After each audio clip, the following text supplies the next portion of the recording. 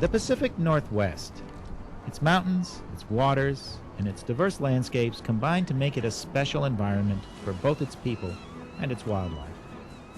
The city of Seattle is the hub that connects people and the land, an emerald city that prides itself on representing the best of all possibilities available to those who want to live in harmony with nature. But now the vital respect for the environment and tradition of living in harmony with it has been challenged by a seemingly intractable problem: the Canada goose. Geese here, like geese in the east and geese in the Midwest, have become nuisances because of their attraction to open places such as this. Their droppings cause an inconvenience to people, and for the crime of that inconvenience, the punishment for thousands has been death. They're killing geese right now in Sailor Park. Right this minute, they're killing geese. The solution to the problem is not killing. If you've never seen the geese being rounded up and gassed to death in the back of a truck, it's horrifying. How can you ensure that the way they're being killed is humane?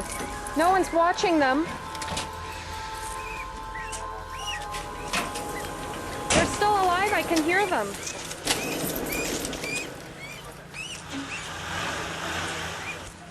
Seattle is unusual. It's a pretty progressive place with an environmental sensibility that would make you think that killing wildlife because they're pooping would never happen. The number of complaints we were receiving was really high.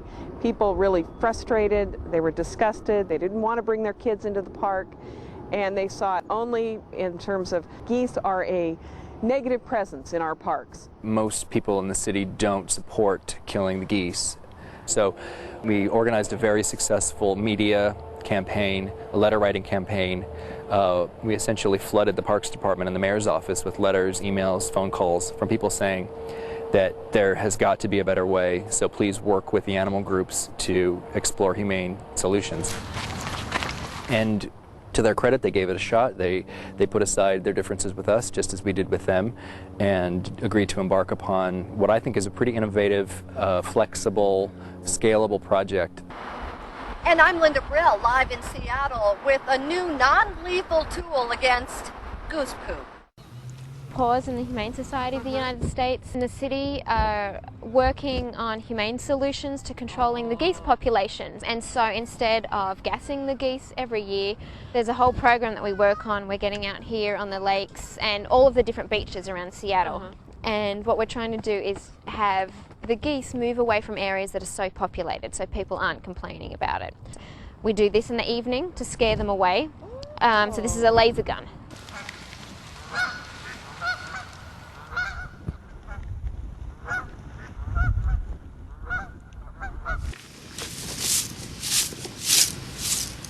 We have people that come to Green Lake every morning and pick up the poop before everyone gets out to exercise. So you've noticed that it's getting cleaner and, well, that's good. I think I'll go ahead here because they're coming my way. This is a volunteer program. Basically, it's all volunteer based. We've got up to 100 volunteers out here. I was so upset the last few years as to how they were handling the problem. So when this came up, I wanted to volunteer and help any way I could. The program is community-based, and whether it's people that are using the park, whether it's activists, whether it's people that live around the perimeter of the lake, they're wanting to be part of the program because it's something that's humane and proactive and positive. Geese, wait up! Take it! It's part of the program for the Seattle Parks Department of harassing the geese, putting pressure on them, making them believe that there is a predator in the area to try and move them back into the natural areas. Initially, we had 150 geese. We're down to about 6 birds resident. But we pretty much moved the entire group of them out. They know that there is a predator here, and they just don't come in anymore. Ah, that's all good. Get it. Yeah, that's a good girl. We are doing our 4th and final for the year application of Flight Control Plus, which is a chemical repellent that keeps geese from feeding in treated areas. It just gives the geese a mild case of indigestion, and they can see it in the ultraviolet light spectrum. So when they encounter it again after getting conditioned to know that turf that looks like this makes them a little bit queasy, they go elsewhere. And there were 4 geese when we got here, kind of hanging out over there, as opposed to the 30 that were here the first time we sprayed. So that's an improvement.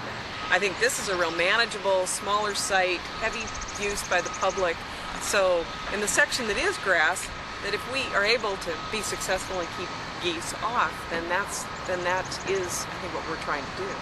And my thinking is that each site is going to end up needing essentially its own recipe of dogs, lasers, landscape modification, repellents, all the different stuff that's available to us. I'm really impressed with the efforts of the volunteers and just really watching them out there and quietly doing their work. No recognition, no fanfare. I was at one of the parks the other day and a woman walking around just with a little dustpan, a little broom, and she's out there quietly cleaning up goose poop and doing things sort of behind the scenes that others may not see, but that are absolutely the things that are making the difference. And I think this is an effort to work with parks and with others to show them that we really can live with these geese in the city. And seeing the geese destroyed, it hurts so bad that all the volunteers don't want to see that happen again. And we're just so thankful that the Seattle Parks have given this moratorium for 2 years. So that means we have to work extra hard and get many, many volunteers to help so that this will never happen again. I believe that the bad old days are over and that the city could never go back rounding up geese and gassing them in the backs of trucks. I don't believe that we'll go back to that way of doing things.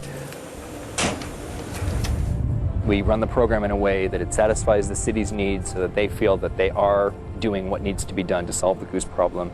We satisfy the public's concerns so that they are not stepping through inches of goose poop.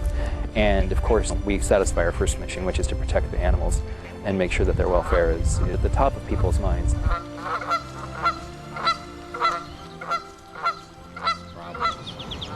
These solutions focus resources and responsibility where it most counts, within the community itself. Here people care about the environment, about the animals that are their wild neighbors, and about one another. All benefit from a dedication to solutions that affirm rather than deny life.